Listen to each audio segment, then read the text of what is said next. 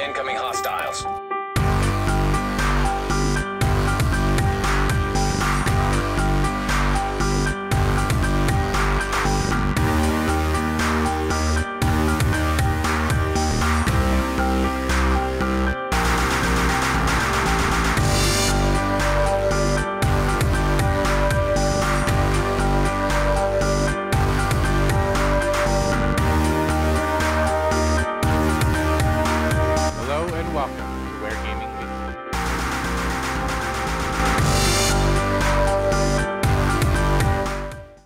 Welcome to Ware Gaming Weekly for the week of March 27th, 2019. My name is Nick, and next to me is my brother Josh. Say hi, Josh. Hi, Josh. If you didn't know, Ware Gaming Weekly posts every Wednesday on YouTube.com and on podcast services. You can also find us on twitch.tv/WareGaming_ if you want to watch us play The Division or Destiny or Anthem or any myriad of games. I don't know if we're going to play Anthem for a while. Not for a while, but it'll be there eventually. I do want to get to it. But. Yeah, of course. Of course, if you want to be part of the show, you can write in to weekly@waregaming.com, and you can tweet to us at waregaming_, and we would like to have conversations with you. Absolutely. We have a lot of news this week. Not a lot of big news, just news. Yeah, but I mean, it's not like, oh my gosh, this is so exciting news, but right. I mean, depends on what you get excited by. But anyway, to start us off with the who, what, and where, we have the PS4 State of Play. Now, this came out last week, the information about this came out last week after we had recorded last week's show. On Friday, they had announced that they were doing a State of Play, and they streamed it on Monday. Basically, a PlayStation Nintendo Direct. Exactly. And I didn't watch, well, neither of us watched it live, but we caught it afterwards. And, let me read through, what I wanted to do was read through these announcements. It's from GameSpot by Kevin Nizevic, but it's really just a compilation of the games that came out. But I'm going to read the little description it gave. And then after each one, I want you to give me, like, your reading on it. Like okay. How you felt about it. So I'll read this little blurb and then we'll go into it. Actually, no, this is the first blurb.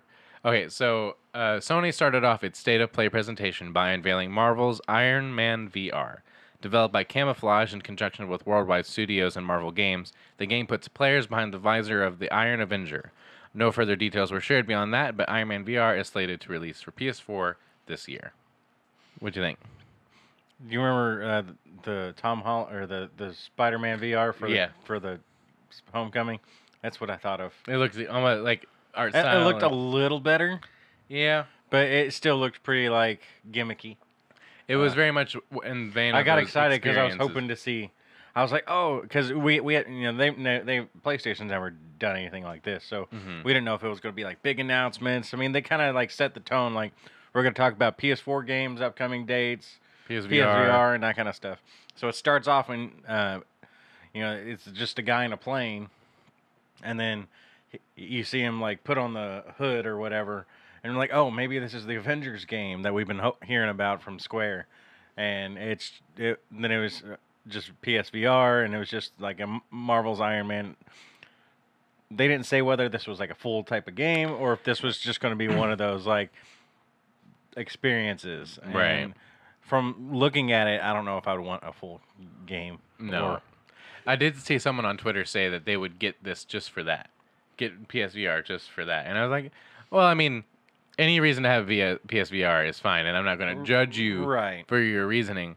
But there are so many better games that are already on there. Now, if you're going to...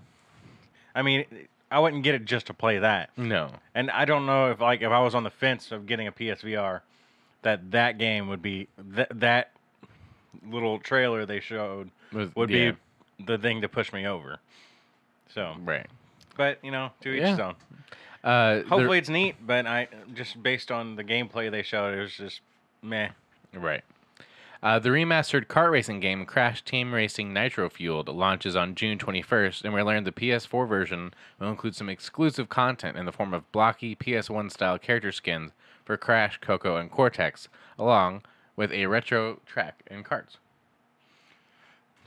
Did they say? I just read that, and I'm like, I didn't get that from that. I thought they were just comparing old and new. But maybe, well, you could tell like that the characters were more blocky looking, but I didn't know. I thought that was just the art style of the Yeah, game. I mean, maybe they saw something I didn't. I didn't see them confirm that there was going to be like a different like texture models. Yeah, I thought they were just like you said, comparing. This is how it looked back then, and this is what we've done. So yeah. I mean, don't know. I didn't see that. Very possibly may have just weren't paying attention, but that's not the impression I gave off of that. No, and what they didn't, what this doesn't say is that they're going to actually include the content from Crash Nitro Kart, which was the second version. And I actually never played Nitro Kart because that was a PS2 game. I think that was just like more Crash Team Racing, and we just didn't get it. But I am excited for Crash Team Racing because yes. So cool. I say that, but I didn't play the Crash Bandicoot remakes, but I want to. Well, yeah. Maybe they'll package them together. Probably not. No. The isometric dungeon crawler Ready Set Heroes is coming to PS4 later this year.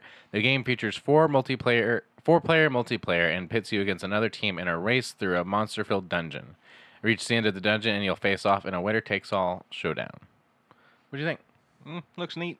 The concept was neater than I think I'll enjoy. I don't think it's a game I'll get, but I liked the idea. I mean, it looks like you'd play a few rounds and be like, "Oh, that was cool."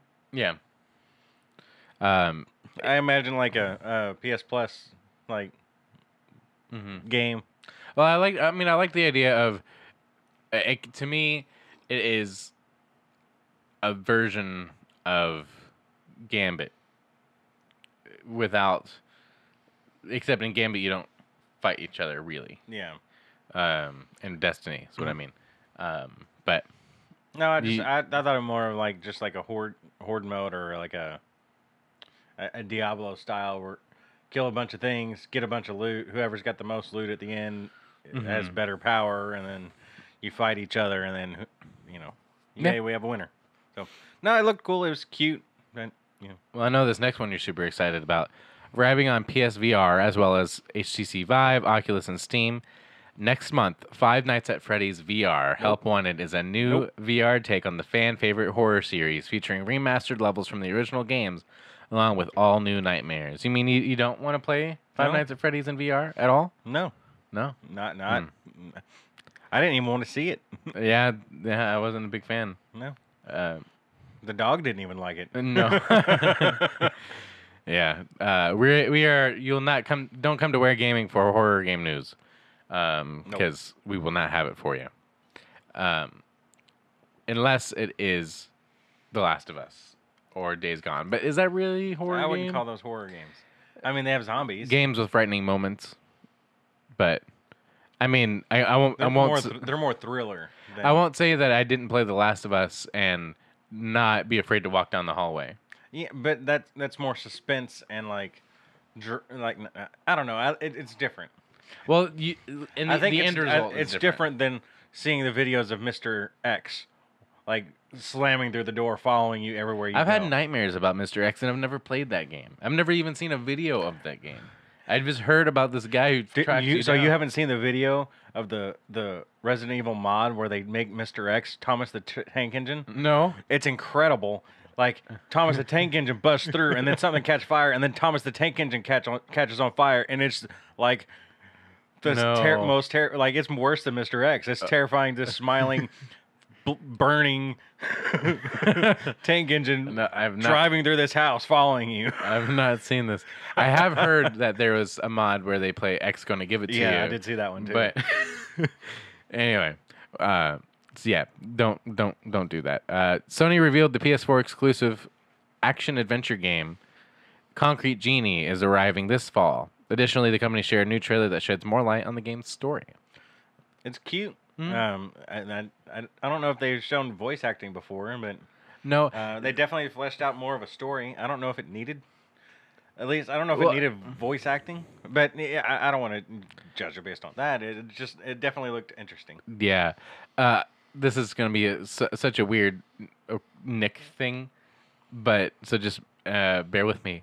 But the way the lips moved reminded me of Rudolph. Yes. You know what I mean? Yeah, it was very much a claymation style, like stop motion. Okay, I'm glad I wasn't crazy because the way the lips move was very much like that. Not that it's a negative thing, but that's the first thing I thought. No, of. that's definitely the style I think they were trying to go for, more of an artistic, like molded style. The thing I thought about the most, it showed a little bit of its UI when it came to the paintings on the wall. So if you don't, this didn't really explain what Concrete Genie was. If you didn't see, it's like you're a like graffiti artist sort of with a magic paintbrush that. So the story is like the character is lonely.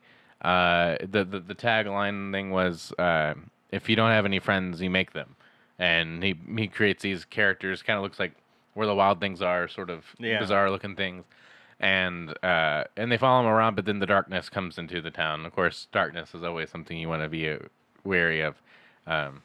This little guy knows about it. But anyway, I don't know if it'll be a game for me.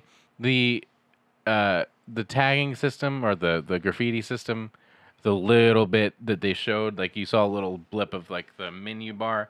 It reminded me of like character creator tool or like world creator tools, which overwhelming. It felt a little overwhelming. Now this is also coming from someone who really wants to play and get into Dreams. Yeah, but I think the purpose is different. So I don't know. We might check it out. It's for somebody. I don't know. I don't know if it's for me, but yeah, I do appreciate what they're doing. It's very pretty and very unique take where you draw characters that actually like fight by your side or whatever. I don't know how. I didn't really see much combat, but it's got to be there. Yeah, there's definitely going to be some kind of combat. I think they've confirmed in the past that there's going to be combat.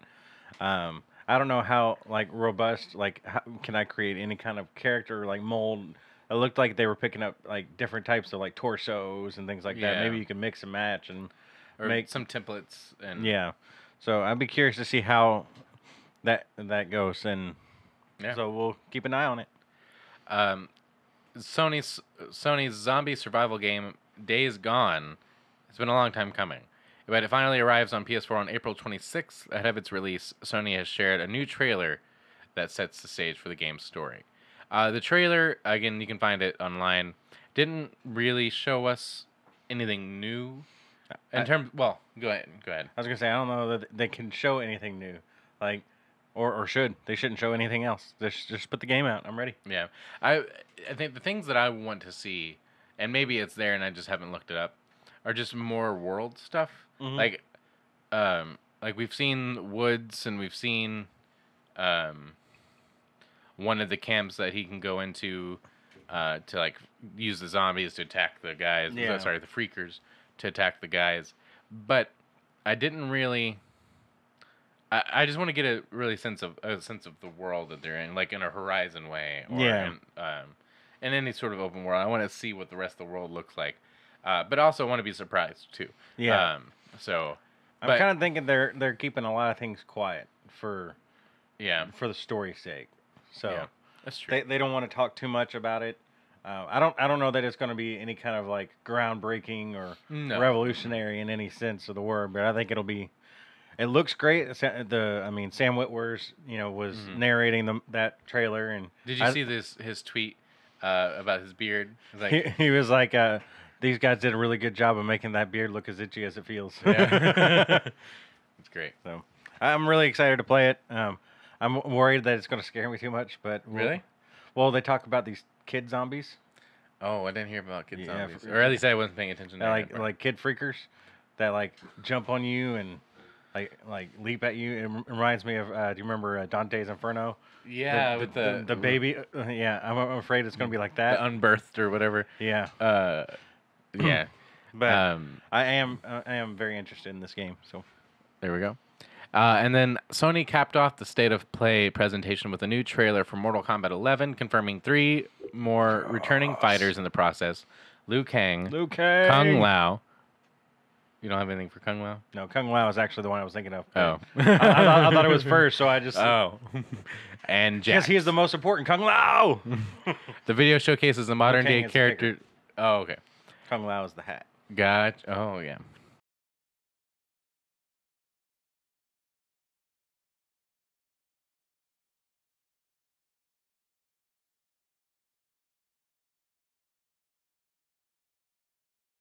The video showcases the modern day characters coming face to face with their younger selves from the past. What I liked about this trailer, it was very much Kill Bill. Like, that's what the like interstitial title cards were, very much 90s. I mean, that's what it is, right? Oh, yeah. I thought it looked really good, and like, I think it like it's what do you think? It's hoodwinking us, where it made it look like it was in game, like some of the like moments were looked like is that in game, but I don't think it was. The way the camera came onto them, as like you could tell, like like what you're saying is like they had them side by side, like in typical fighting, but the way the camera interacted with them and the way they looked, if it's real, was incredible. I mean, it looked like pre-rendered, like Unreal graphics, like different than what you would normally expect. It looked like something you wouldn't normally control. Right. More like cutscene animations versus. And I think the problem with that is that it went so fluidly between the two. Yeah. But it looked really cool. Mm-hmm. It might be the first Mortal Kombat game I really dig into. I don't think. I won't play it. I don't know that I'll get into it any more than I got into the other ones. I usually play them until I can like try to get all the fatalities, and then we have a few good nights of us just playing it, and then yeah. Well, I mean, I don't mean like I'm not going to suddenly become a go to Evo or anything like that. I just mean like just like Injustice, I played a little bit of that story. Mm-hmm. I'm interested in playing that. Maybe I'll get David over and we'll do the campaign mode, because me and David really got into there was the campaign mode for Shaolin Monks, I think it was, and we sat down and played through. It was like a co-op campaign you went through. It was kind of neat. It was cool. So I think so. One last thing I wanted to talk about with the state of play is how you felt about it overall compared to, say, in a Nintendo Direct. So I think coming out beforehand and saying this is what we're going to talk about, and doing it like they did. Of course, the lady talking was a little dry-ish. Mm-hmm. She wasn't like the greatest like narration they could have used or whatever. But I think this definitely set the tone for what these are going to be. Mm-hmm. These aren't going to be like groundbreaking or setting the world on fire with reveals or whatever. I think they're just setting the tone for this is going to be how we announce games from here on out, or like at least announce release dates. And then I'm sure at some point later they're going to say, okay, we have our normal state of play, cycle now. We're going to do this, what did they say, 3 or 4 times this year. Once a quarter or something like that. And then at some point they're going to do a big blowout event where they're going to probably do like what they would do for PSX. And so I think people went into this expecting PS5 news or maybe the Last of Us release date, and that'll probably happen in these. I think at this point this kind of shows us what they want to do, but it also gives them a chance to showcase some of their smaller things and really push the VR focus more. I think they want to really build on that going into the next generation. A few things that this didn't cover, I'm just thinking about this now, is they also revealed No Man's Sky Beyond? Well, I would save that for later. Okay. Because that's a whole other story. But yes, No Man's Sky Beyond. Maybe I just didn't finish anyway. I don't know. Something felt like some of this was missing some of the details that we saw. Right. It also, like, there was the Blood and Truth or Blood and Stone. Blood and Truth. Blood and Truth, which is the Sony London. The guys, is it Sony London? The guys who did the one of the PSVR worlds, the gun heist or London Heist. London Heist, yeah. One, which was probably the most interesting of all the PS worlds or the PSVR like. It was most in depth and I mean, it looks like it'll be fun. I mean, it feels like a Jason Statham movie. Yeah, it does.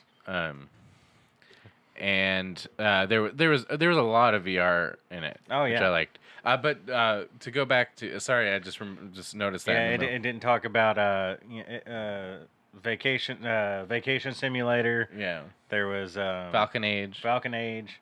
Yeah, there was actually a lot more stuff Yeah. than listed Yeah, here. Of course, so- this was a brief article.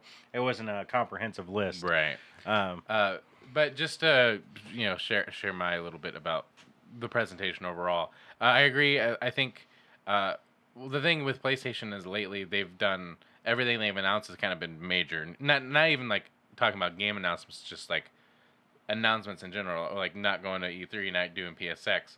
Everything's kind of been big right now. Yeah. And so this expectation of we don't know anything about what's coming up with PS4 this year other than Days Gone. So what are we getting into? So I think that where's had the Dreams beta? When's that actually going to start? Right. Or not the beta, but the creator beta. And then are we going to get a release date for that? Mm-hmm. So. And then I did feel it was a little disconnected. We just finished watching the Nindies, and the difference between the Nintendo Direct, I think, and this, granted, they've had years to perfect the Nintendo Direct. Well, sorry, go ahead. There's a personality there that Sony didn't have. And now Sony is not necessarily known for having personality per se, but in this era where Sony has, in this generation where Sony has been, or PlayStation has been better, has been dominating. I expected the whole presentation style for this to reflect greatness. Yes, that's their whole thing is like in that thing, greatness awaits, or greatness awaits, and it was like okay. I mean, and it wasn't the content of the games; it was all about the presentation. The presentation, and like you said, the voice was very robotic. Like, this is your next game. Yeah. And now with the Nintendo thing, we just watched the Nindies, like you said. I thought those hosts were not very good. Well, you're right. They were very boring and very they weren't meshing together very well. And the what do they call it again? The state of play. State of play. Again, the narration wasn't very good. I think it would behoove Sony to, if they don't have one to use, to bring out a new personality.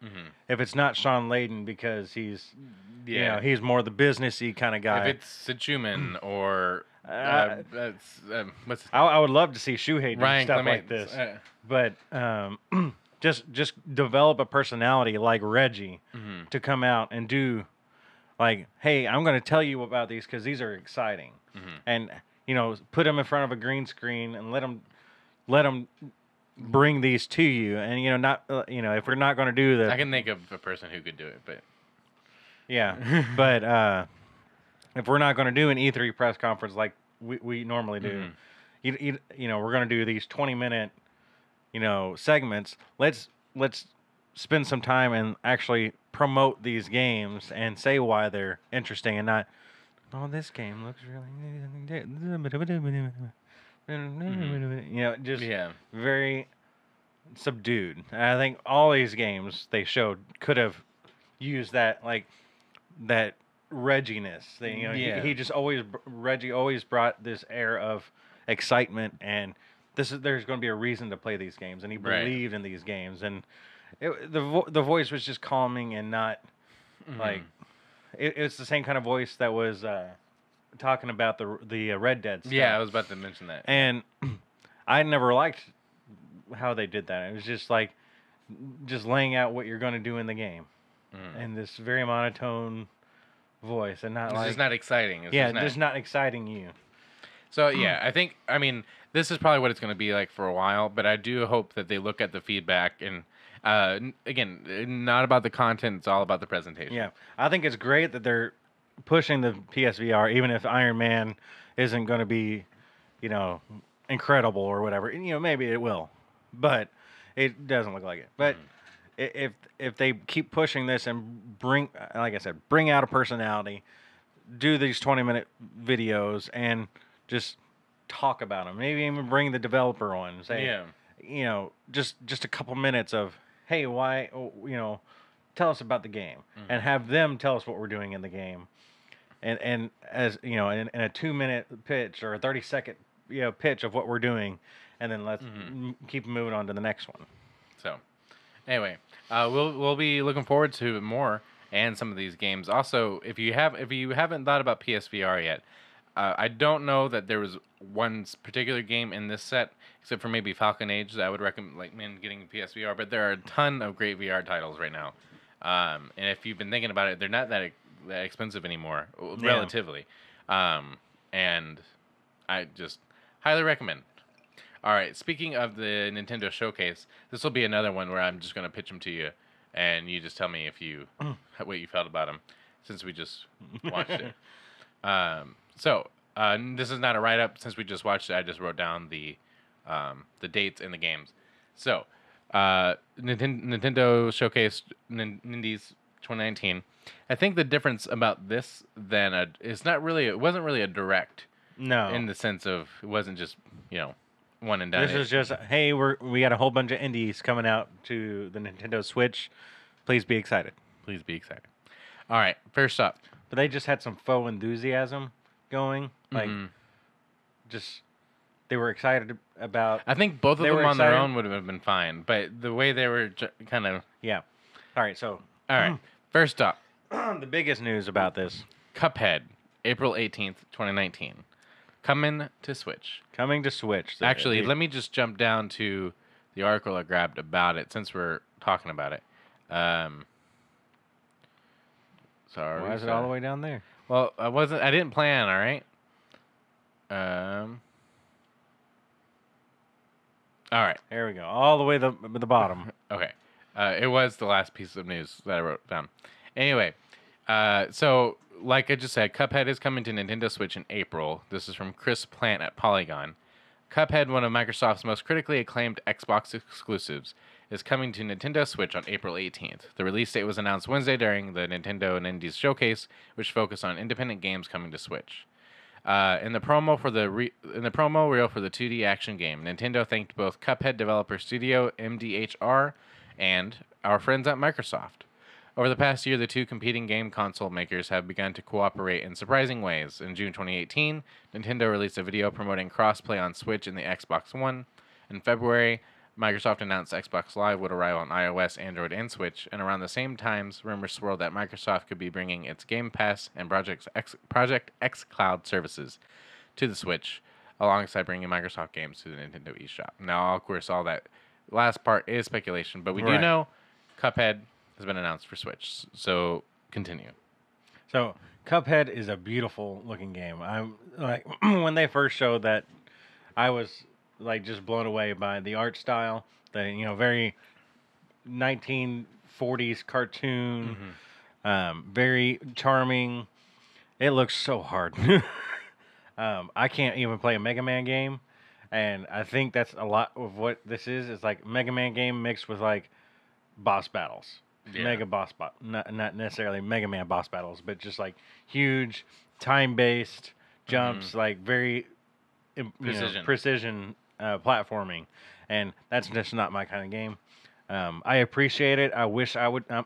If we get it, I would probably try to play it and get frustrated and quit. But I think it's great that it's coming to Switch. What does that mean? It's not technically a Microsoft published game. So, it's not a first party Microsoft game. Right. It's Microsoft published. So, does that mean they're going to bring other games?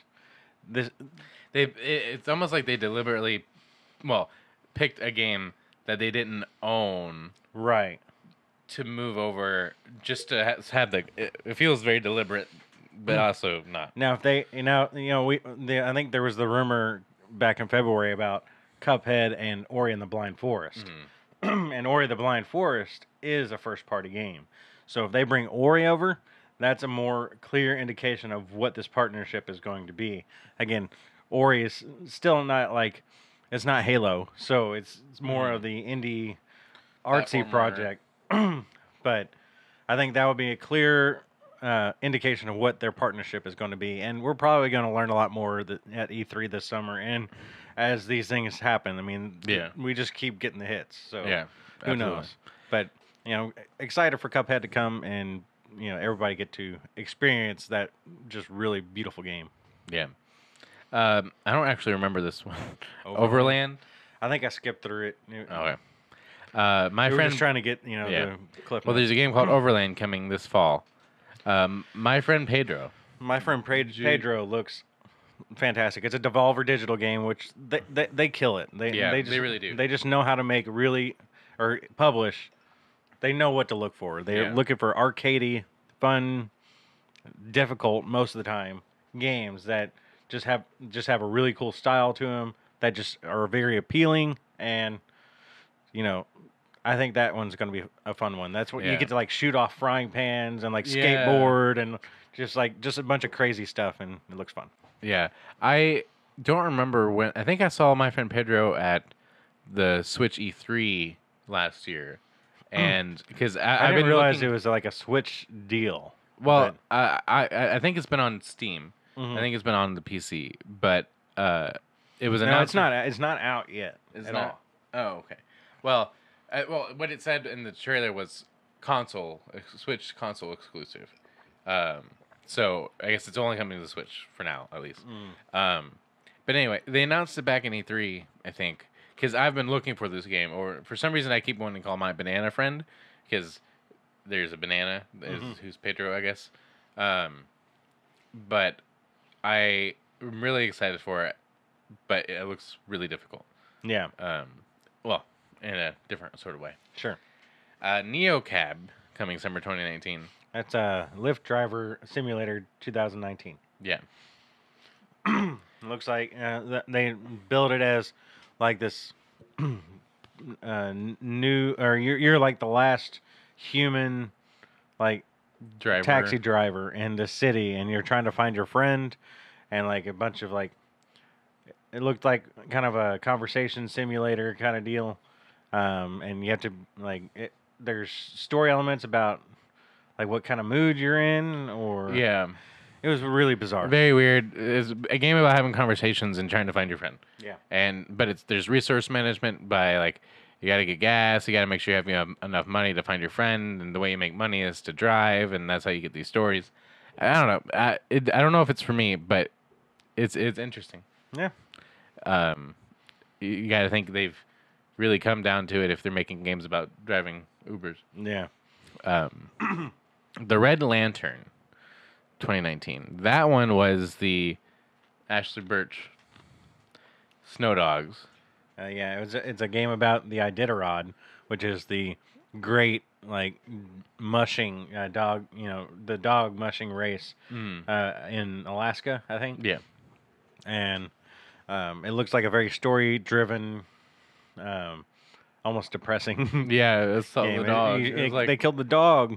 The bear killed the dog, and then it showed the cart later when it was missing a dog. I was like, oh, yeah, you killed the dog.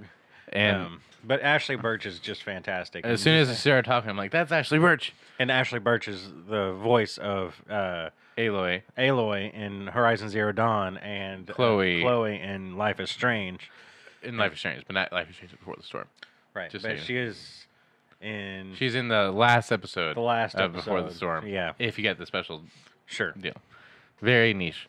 But yeah, the Red Lantern, I'd be interested in trying it. The way they pitched it in the video was, it's a story-driven game with roguelike elements where you gotta, keep up your health and survive and do all that stuff. The art style was really, neat. Very pretty, Firewatch looking. Yeah, it kind of looked like that. So I didn't check out the studio. I didn't get the name of the studio. I can't think of it. But I'll definitely want to check it out because I like Ashley Birch in it, and it just looks sad. Yeah, Josh. I want to check it out because it's sad. No. Darkwood. Did we skip over that one? Yeah, I think that was like the weird like RPG horror pixely game. Oh yeah. Darkwood's coming out in 2019. May. Katana Zero, April 18th, 2019. Just next month. Josh, take it away. Katana Zero looks fantastic. I saw it. We saw it a couple years ago, and it's just the publisher's been kind of quiet about it. I think it's just a one-man studio I'm not sure. working on this, but published by Devolver Digital. Basically, it's like you're this master swordsman, and you get to like stop time and try to. It's almost like a puzzly kind of game, where you gotta like try to kill everybody in the level. Um, so at least the way he initially showed it off was like you pause time and you like work your way through this like 2D level where you try to kill everyone, and then when you hit go, it tries to do what you tell it to do, like the path you Oh. took, and if you did it, it would like, oh, that this will succeed or that was a success, and if it won't, it'll kill you, and Yeah, try again. and it looked like there was a couple different elements in this where you could like stop time or like slow down time, uh, like in real time. So it looked like there was real time action as well, Okay. real time fighting, and he showed him like smacking back bullets Yeah. and things like that. So I'm very interested. It's hard to explain. You need to go check out the video for Katana Zero. Like I said, published by Devolver Digital because they're just killing it. Yep. And it comes out April 18th, 2019. Just next month. Rad. And I didn't realize this was a Switch deal too. I thought it was coming everywhere. Bring it to PlayStation. I want my trophies. I mean, I have a Switch. I just, Yeah. trophies. Rad. Rad. Tim Schafer is just incredible. Yeah. The guys over at Double Fine doing a game called Rad, which I assume is probably short for radiation. Oh, I didn't think about that. Or, because rads are like the radiation levels, and the guy was mutating into the different. Yeah. It was like an isometric beat 'em up kind of game.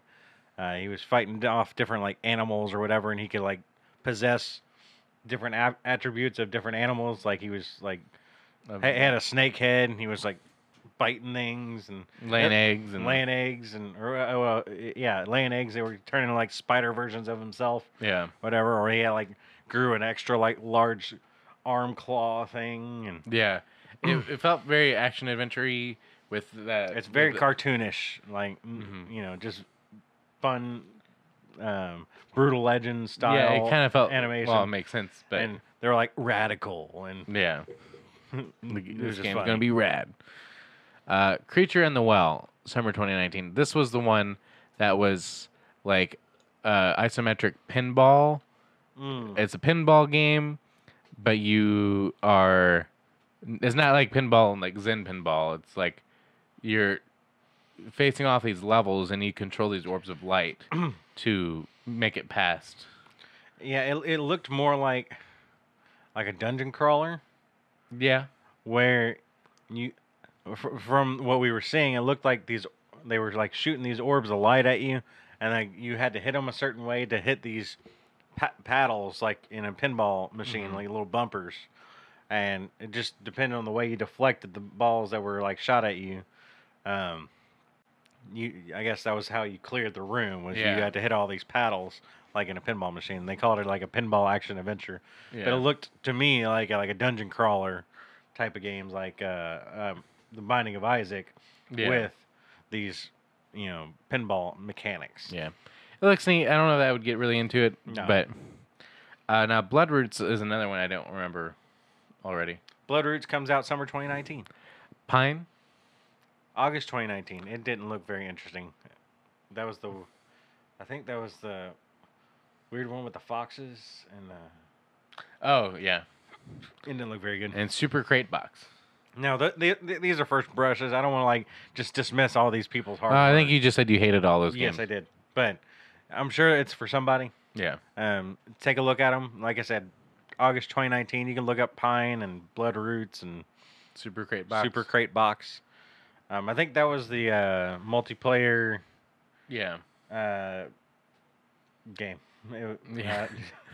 I don't know. Yeah. Those games don't speak to me anymore. I think there's just an overabundance of these like multiplayer party games that look kind of the same, and Yeah. do the kind of the same things. There was But another one that's not listed there that was released the day of. It was the Throne. I don't remember. I saw people talking about it. Oh, Nuclear Throne. Nuclear We're Throne. not done. Oh, there's more. A Nuclear Throne was available today, or whatever day the Nindies was, and that was like again a dungeon crawler kind of game that I don't know, but I've heard people were just like enamored by this game.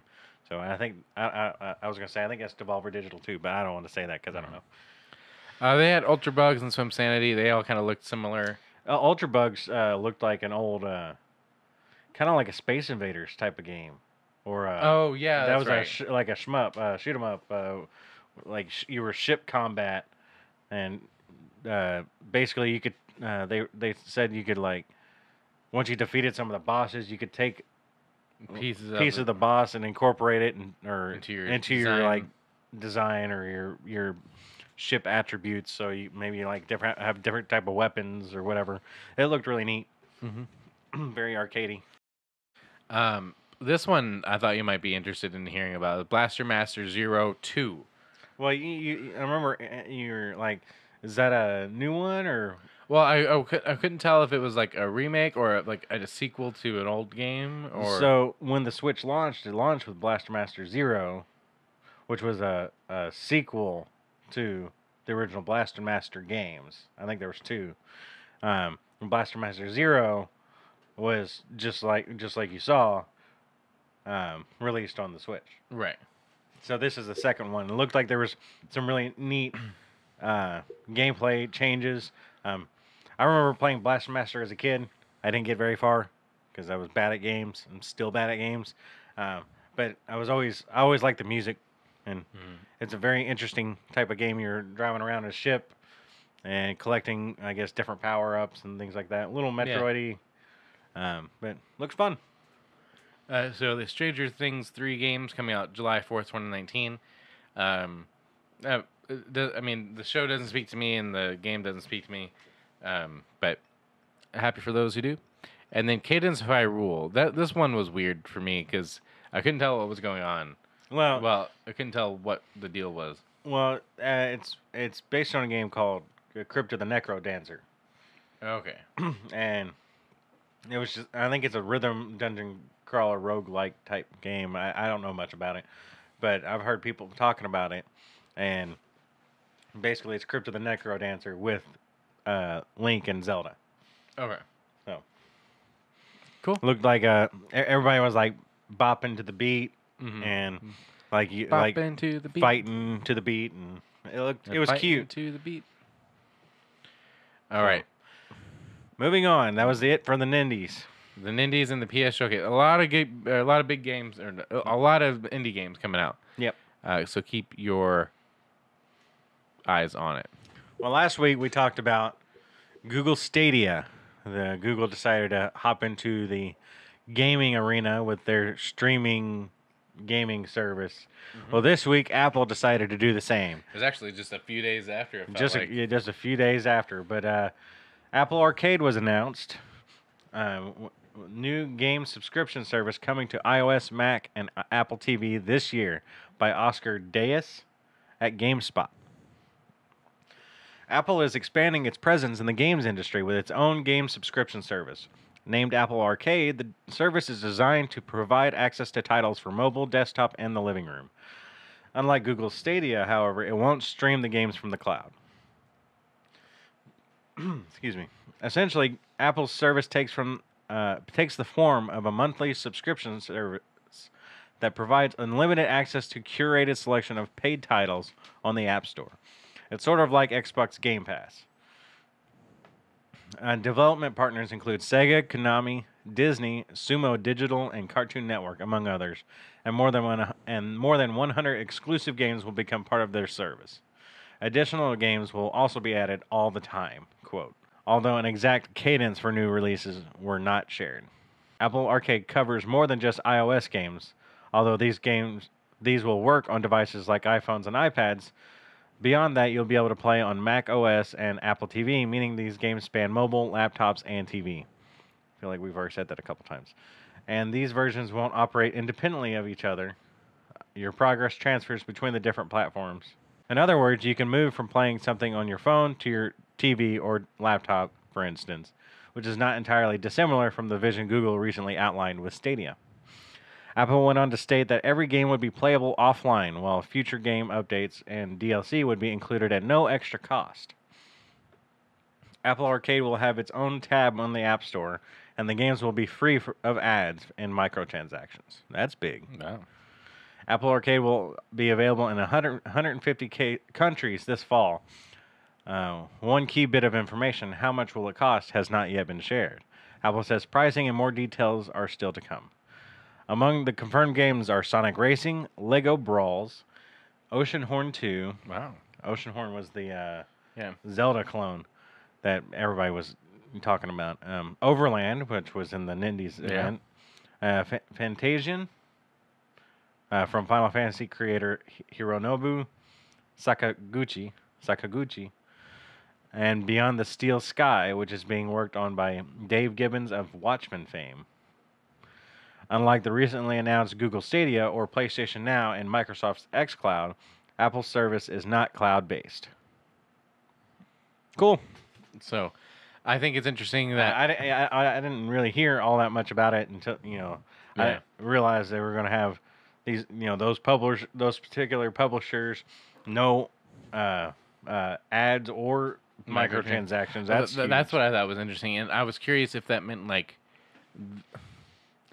I guess that means the games themselves won't have microtransactions in. I guess that means you just won't see like those word games or those games like that where you have to pay to get energy or whatever. Sure. I'm curious the kinds of games. Like I included this last bit where they're talking about Sonic Racing, Lego Brawls, Oceanhorn 2, stuff like that. But I wasn't sure if these were going to be games like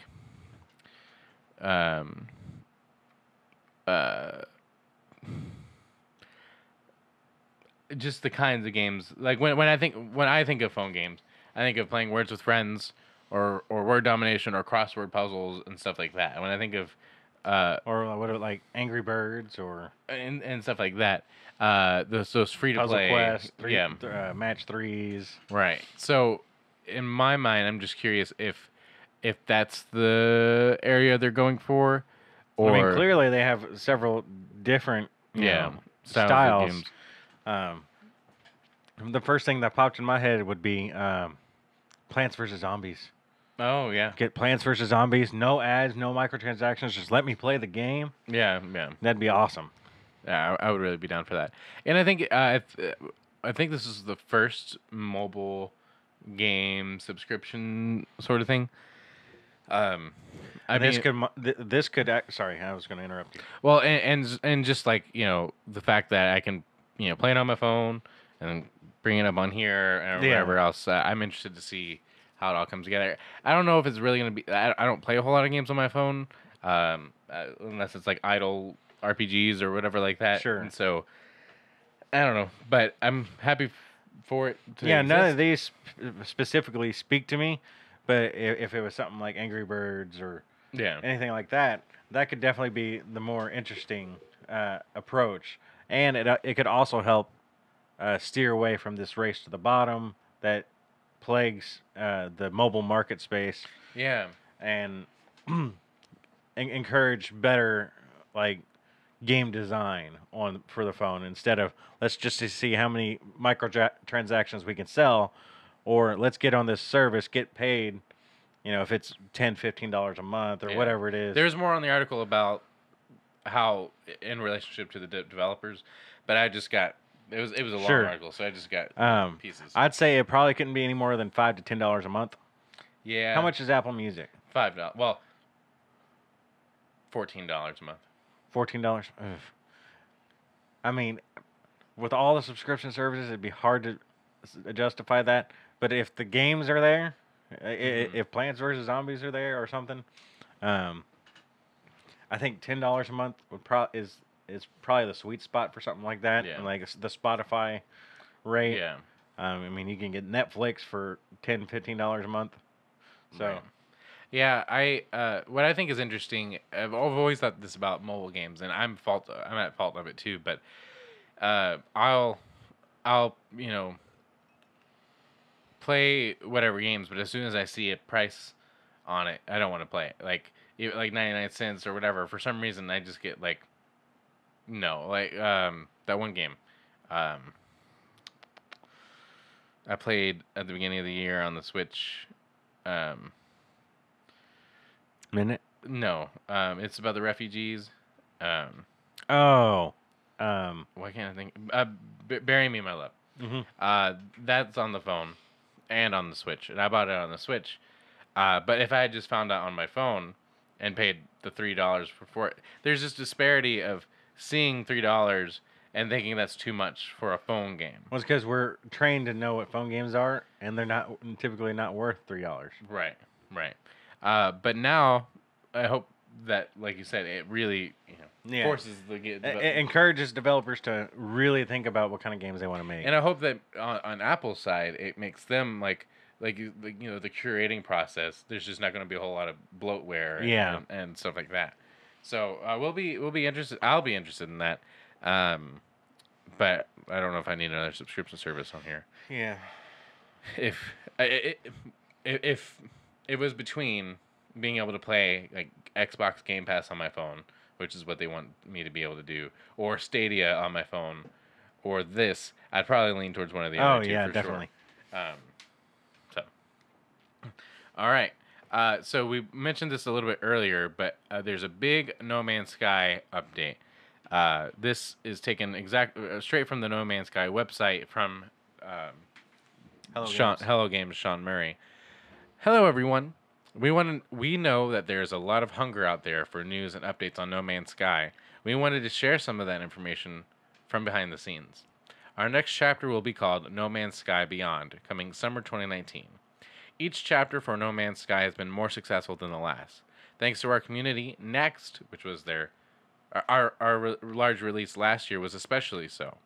It went on to bring enjoyment of millions of new players and helped to change the legacy of this game we care so much about. Earlier this year, whilst working on our roadmap of 3 feature updates, we decided we wanted to interweave their features and have a vision for something much more impactful. We are excited to announce that Beyond will contain those 3 major updates rolled into one larger, free release. The first component of Beyond we are announcing today is No Man's Sky Online. No Man's Sky Online includes a radical new social and multiplayer experience which empowers players everywhere in the universe to meet and play together. Whilst this brings people together like never before and has many recognizable online elements, we don't consider No Man's Sky to be an MMO. It won't require a subscription, and it won't contain microtransactions, and will be free for all existing players. These changes are an answer to how we've been seeing people play since the release of Next, and is something we've dreamed of for a long time. We will talk more about each component when we know when we can be precise, and look forward to sharing more in the coming weeks. Beyond will be our most ambitious chapter so far, and something we've been working ridiculously hard on. We'll continue to support No Man's Sky in this way for the foreseeable future. It's unexpected, but so rewarding to see so many accolades and nominations for No Man's Sky as best ongoing or most evolved this year. To some, Next may have felt like a natural endpoint for our journey. For us, it was just another step on a longer voyage. Thank you so much, Sean.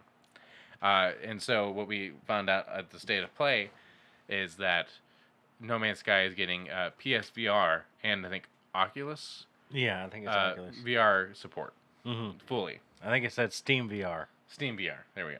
Support. And that has been a question since before it came out. Was like, okay, where's the VR support for this game?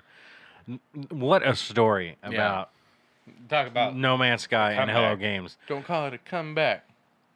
No, Hello Games, when this was announced, they were known as the guys who do Trials or not Trials. Joe Danger. Joe Danger, which is like this procedurally generated motocross like dirt bike game that was silly, and you could just play it forever because it's procedurally generated, which means every level is just put together by math. And so they announced this game, No Man's Sky, which was this virtually infinite universe of possibilities. and they kind of sold everybody on this idea that you could go anywhere in this universe, and you could go to these planets and discover life forms and mine resources and things like that. And it came out, and that's basically what you did, but it was very underwhelming because like all the preview coverage was like these brontosaurus type animals, and it just made it seem more robust than it really was. It ended up being like, oh, I've run out of room and I've got to go expand my inventory, and then I got to go mine more materials to go. It was just very resource management.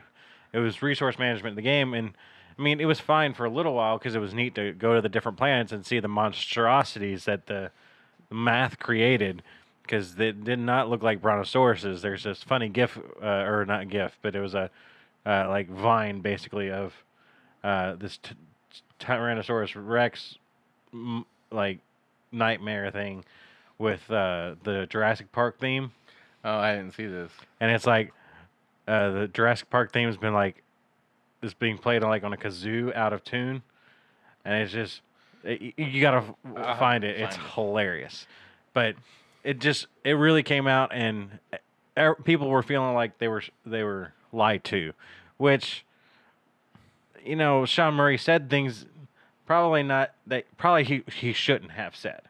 It was clear that they wanted to do certain things that just they were not capable of doing, because the studio had like 11 people. Right.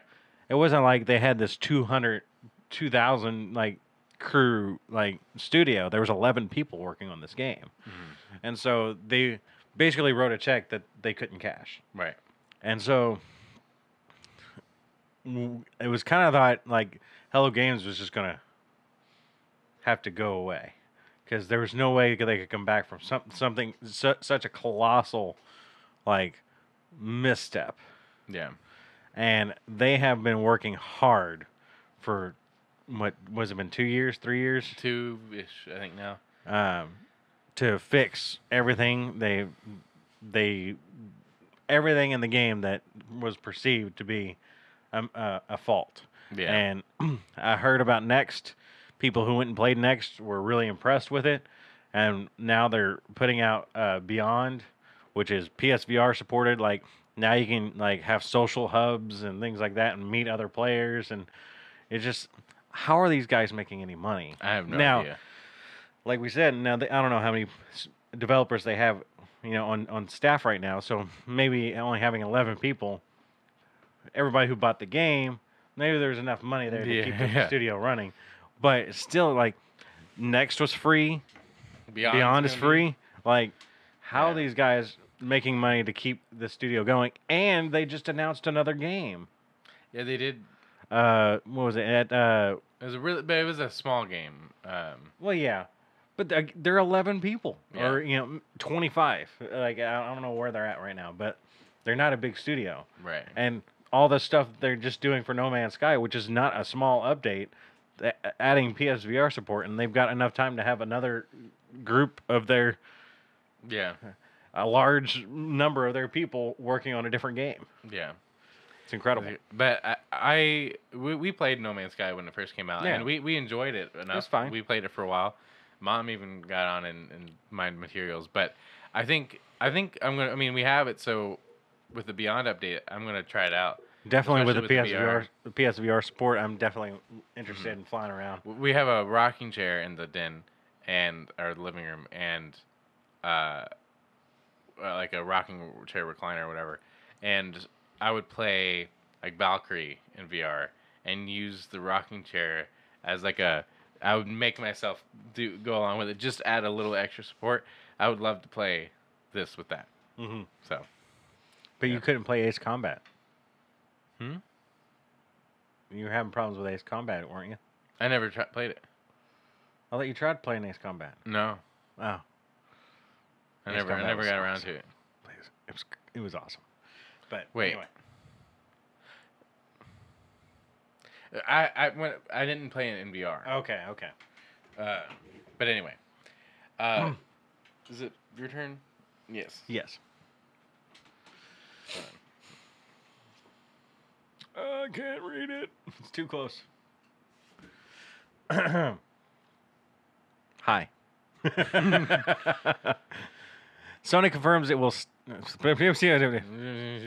Sony confirms it will stop letting GameStop and other retailers sell PS4 download codes. This is from Nick Stat at The Verge. I actually saw this. Wario64 was tweeting this on. I don't know if he mentions this, but I saw the tweets from Wario64, and he included the screenshot of the GameStop memo. But this is what was it The Verge? Yeah. I've already forgot. Nick Stat at The Verge, he put together a write-up. Sony has confirmed they will indeed prevent sounds like the wrong word. They're going to read the article. Sorry.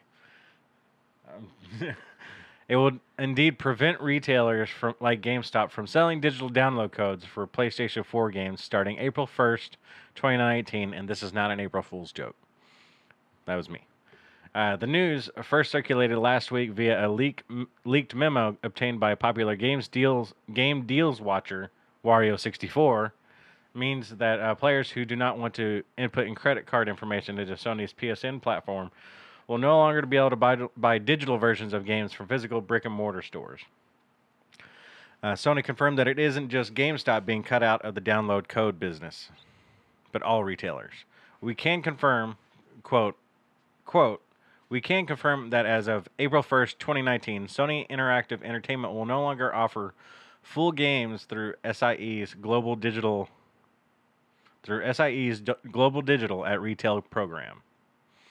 A PlayStation spokesperson tells The Verge, this decision was made in order to continue to align key business globally.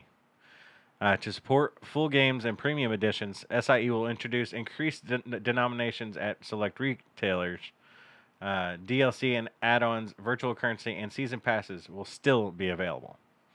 In other words, if you want to keep buying digital versions of PS4 games offline, you can technically still do so by way of virtual currency.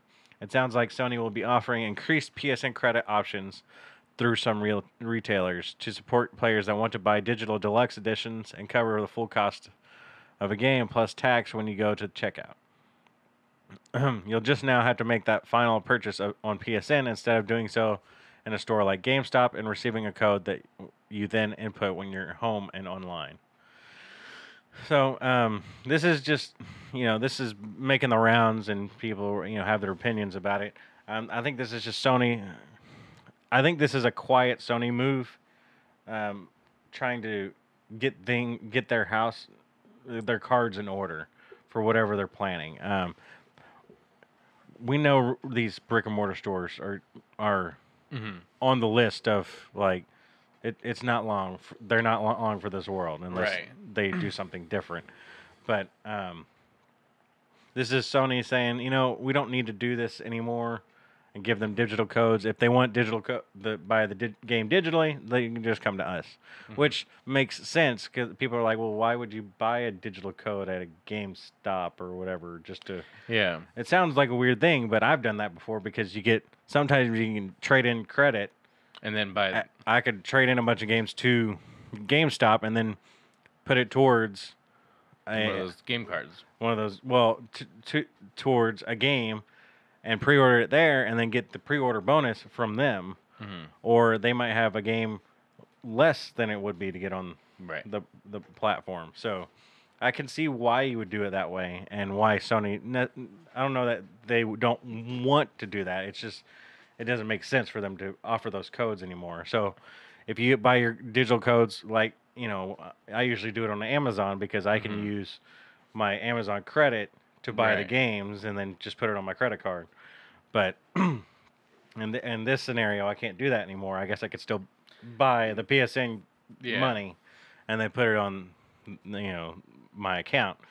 But that's basically all this is. Yeah.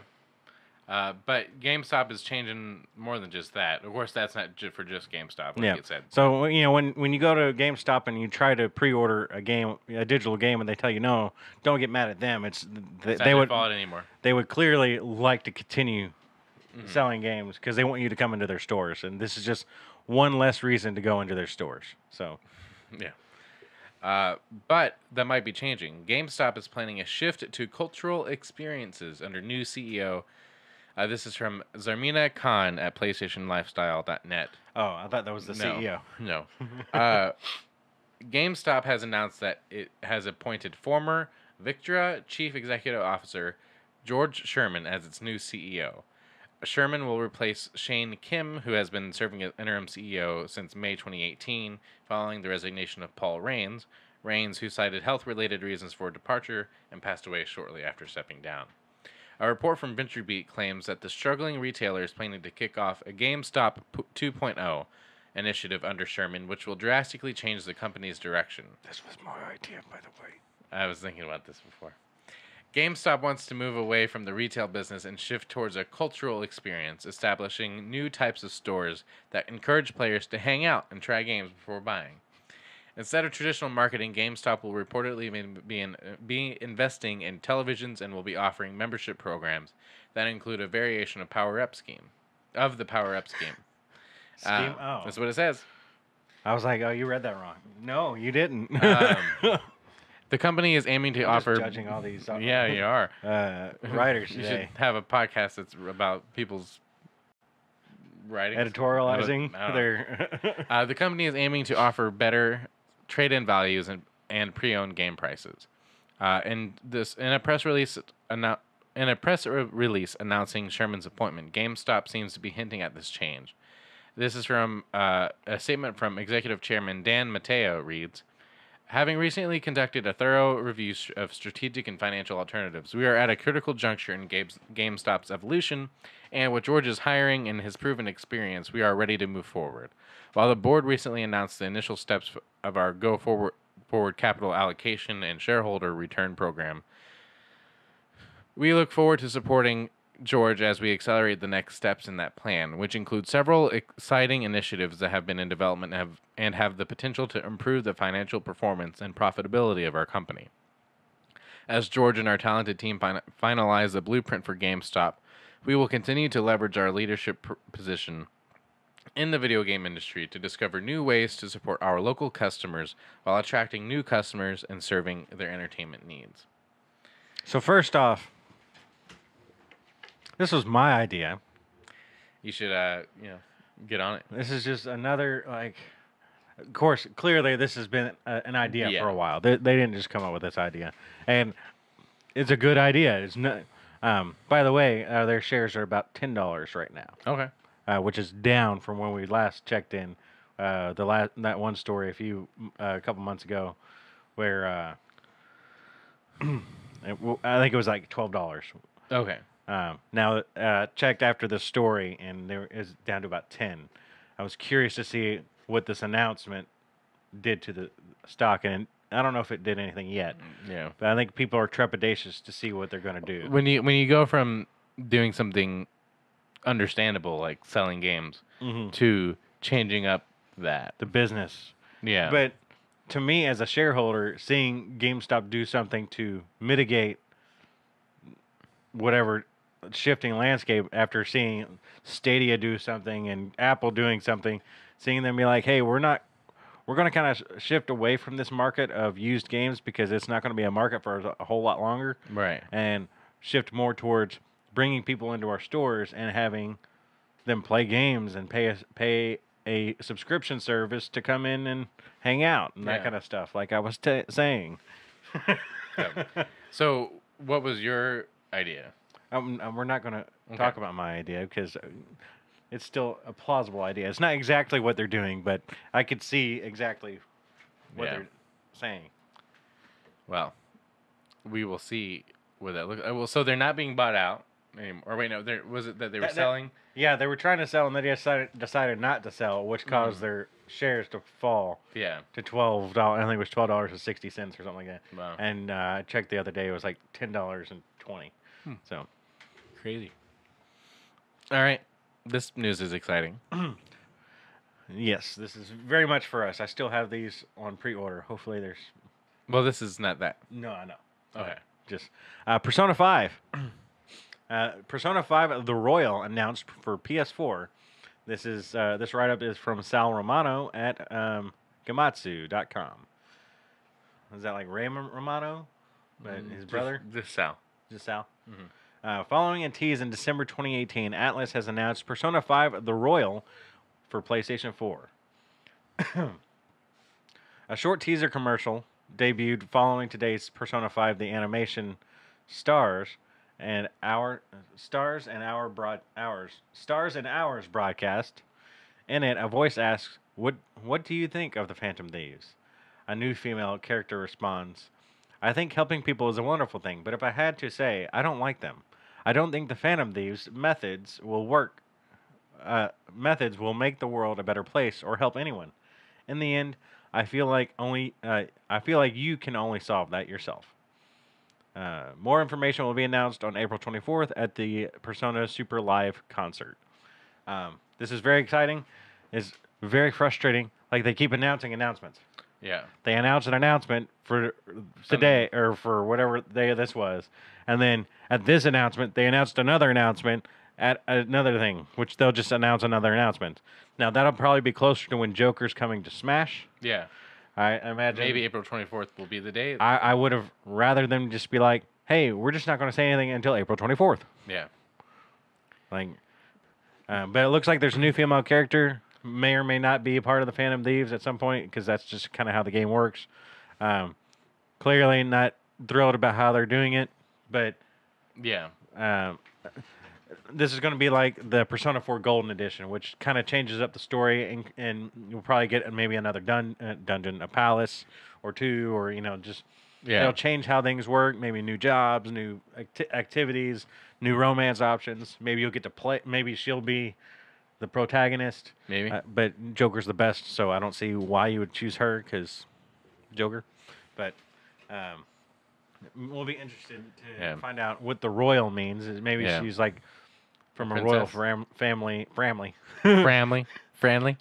But yes, it's not coming to Switch. It doesn't seem like it's coming to Switch. They didn't say anything about Switch. The trailer started with a PlayStation logo, so it was like, hey, we're still PlayStation. Yeah. So, but there are trailers for games that aren't PlayStation exclusive that start off with the PlayStation logo. True. Like the Cyberpunk 20 whatever, that starts off with the PlayStation logo. That's true. Right now. But, I don't need it on the Switch, though. I do. I want it on the Switch. The problem with this is I still have to platinum the first one, and I've already got 200 hours in it. And I need about another 100 to platinum this. And then I'm going to have to play that one and platinum that one, which will take at least another 200 hours. Yeah. That's all right. It's a problem. He does have a problem.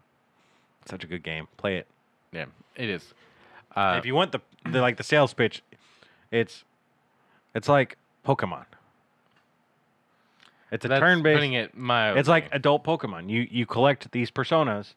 You give them one of 4 moves, 4 or 5. I can't remember now because it's been a year. But 4 or 5 moves, and you can evolve them, make them better. Like, yeah, it's Pokemon. You go into you go in with like 4. Is it 4? Yeah, 4 members, and each person has their own persona, but you as the Joker, as the wild card, you can use any persona. That's the shtick, is you can collect all the personas and summon them to help you battle in the Shadow Realm, and it's awesome. So it is awesome. If you want an adult style where you also go to school every day and try to hit on girls and teachers and nurses. Nintendo reveals the 10 current best-selling indie games on Switch. This is from Ethan Gatch at Kotaku. At the Games Developers Conference event, Nintendo shared which indie games have sold best on Switch up until now. While some of them are familiar faces, like Stardew Valley, in no particular order are the Switch current all-time best-selling indie games. They are Stardew Valley, Hollow Knight, Overcooked 2, Undertale, Dead Cells, Enter the Gungeon, Graceful Explosion Machine, Celeste, Golf Story, and Overcooked. We don't know how many units each sold or how they rank relative to one another, but we can compare it to a list of last year's and see what changed. In addition to Hollow Knight joining the list, Dead Cells, Graceful Explosion Machine, Overcooked 2, and Undertale also made the cut. Meanwhile, games that have fallen off the list include Kamiko, Fast RMX, NBA Playgrounds, SteamWorld Dig 2, and Shovel Knight Treasure Trove. Yacht Club Games announced last April that Shovel Knight had at that point sold 370,000 copies on Switch. In light of that, it's impressive that Undertale was able to overtake it, make it the oldest game on the list, having first released on PC back in 2015. So what's interesting about this is I think we only own one of these games, and we don't own it on Switch. Which No, one? We own 3 of these games. No, we own Overcooked. Okay, we do own Overcooked. Celeste. And Celeste. And Stardew Valley. Since it's on the PC. Oh. I didn't know that. Yeah. Well, anyway, but we don't have them on Switch. No, we don't have any. We did not contribute to these. Well, I would say trophies, but it's the PC. But I got the Stardew Valley before it was on anything else, and I didn't play it. How many platinums do you have, Josh? It's a good question. Probably not many. Somewhere 5, give or take. 6. You keep talking about trophies, but you know, I don't say platinums. I say trophies. Okay. My trophy score is still better than yours. I don't think that's true. I think it is. We're gonna find this out right now. No, we're not. Yes, we are. We are an hour and 10 minutes. If they're still with, is that 10 or 8? 18 minutes. 18 into this podcast. I am gonna find it. While you read the next story. Hey, I'm editing this. I could just cut it out. While you read this next story. More Nintendo news. Nintendo could launch 2 new Switch consoles this year. This is from Steve Dent. Not Harvey Dent, but Steve Dent. His brother. At Engadget.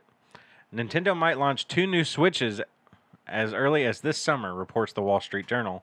As previously rumored, one would likely be a smaller and cheaper model with a focus on portability. However, hang on, we have breaking news. No breaking news. We have breaking news. What's the trophy score here? So, I'm level 16 with 60% towards 17. Okay. You are also level 16 at 95% to 17. Told you. Whatever. I have more trophies in the Division than you, and the Division 2, and Kingdom Hearts, and Celeste.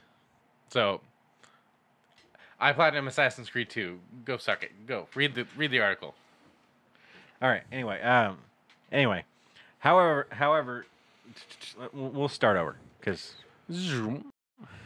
Nintendo might launch 2 new Switches as early as this summer, reports the Wall Street Journal.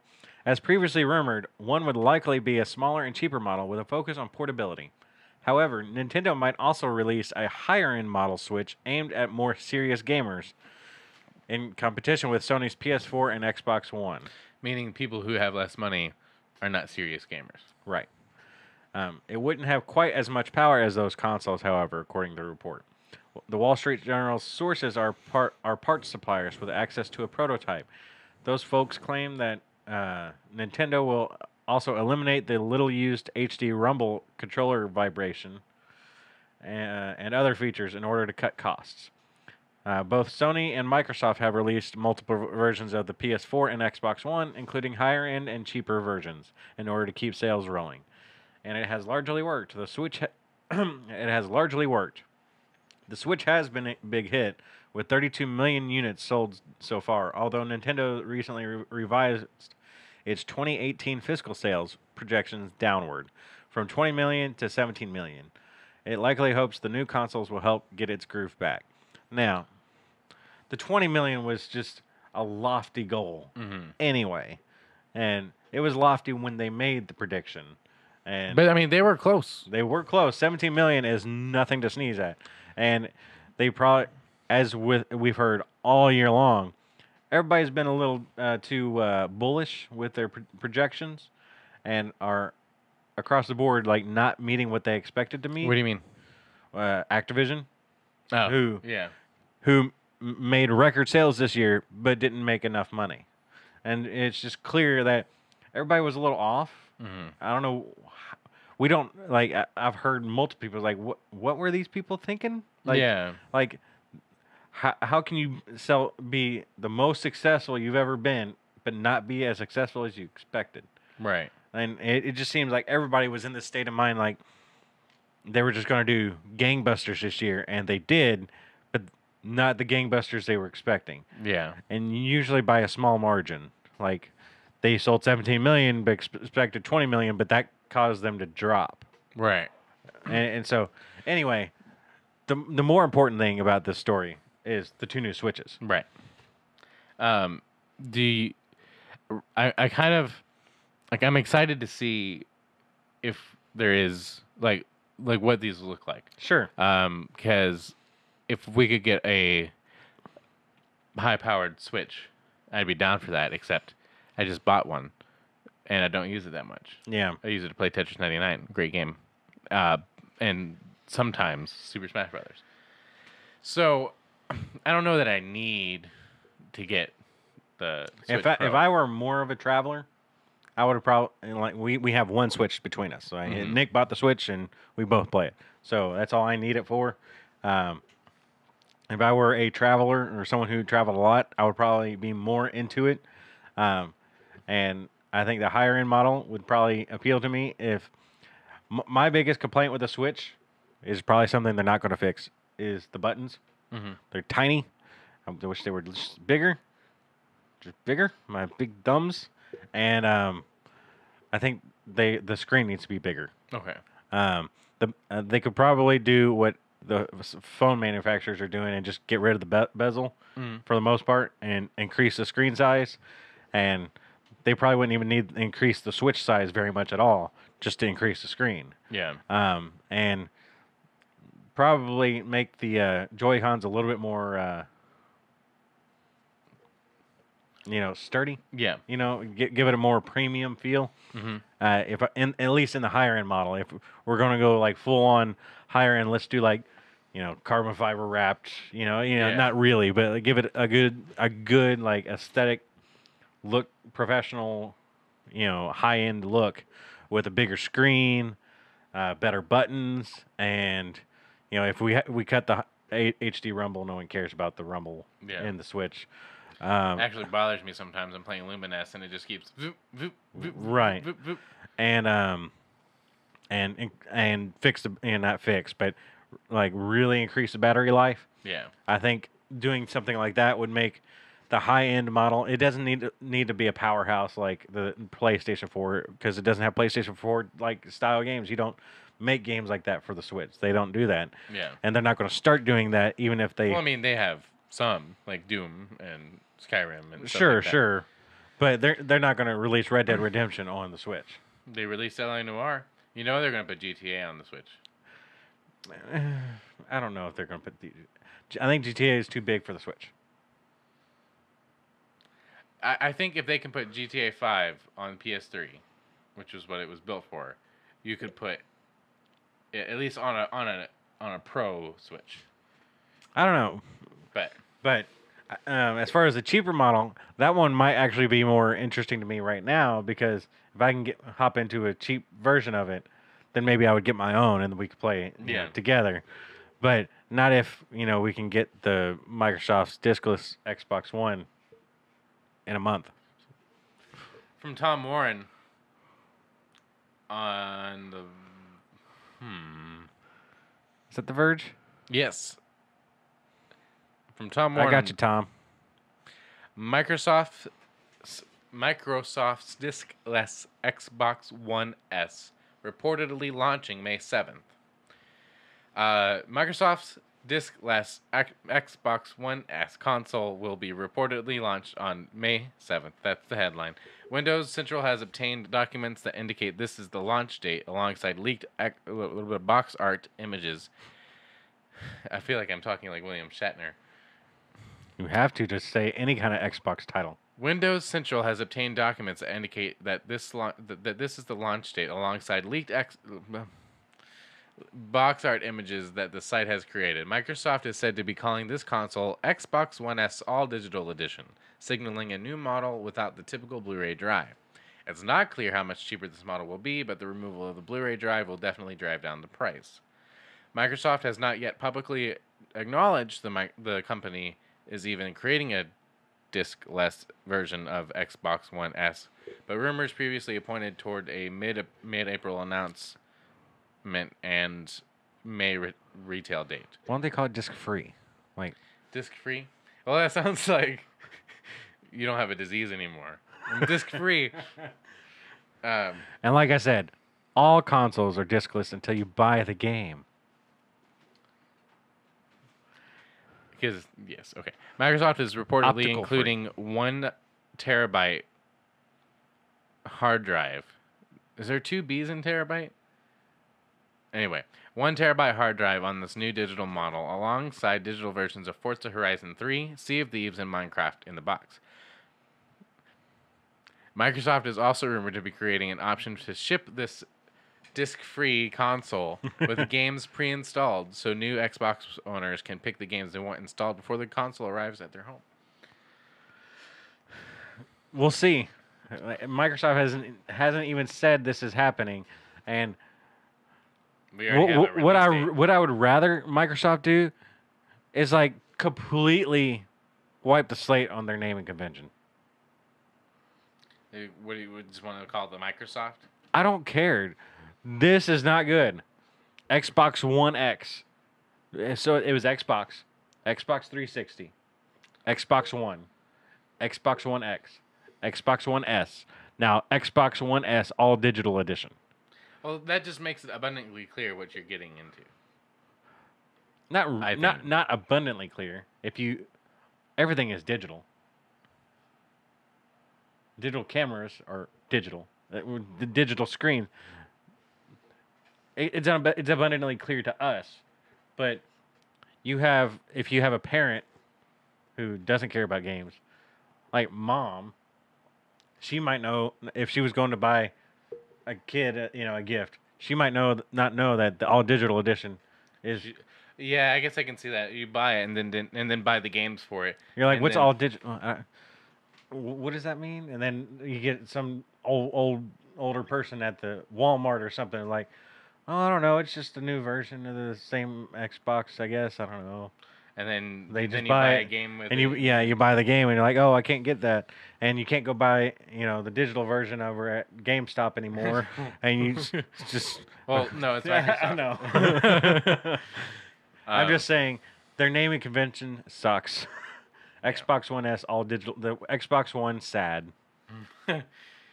It's sad because you can't say the name, and it should just be the Microsoft something. I don't know. I'm not the person, but everybody here try to say this has problems. They have to clearly say discless to not say anything else, but discless, and it's just I don't know what the proper way to do it would be. If I spent some time thinking about it, maybe I could think of a better. I mean, I'm sure Xander could probably, our nephew could probably figure out a better way to name the Xbox One. I don't know if he'd be able to say. Yeah. The discless Xbox. No, he couldn't. All right. So that's the news for today. We are not doing a topic of the week because it's already been an hour and 30 minutes. Jeez. This is going to be the longest episode, and I don't know that we had as much. It was not as big news this week. Well, we talked a lot about PlayStation.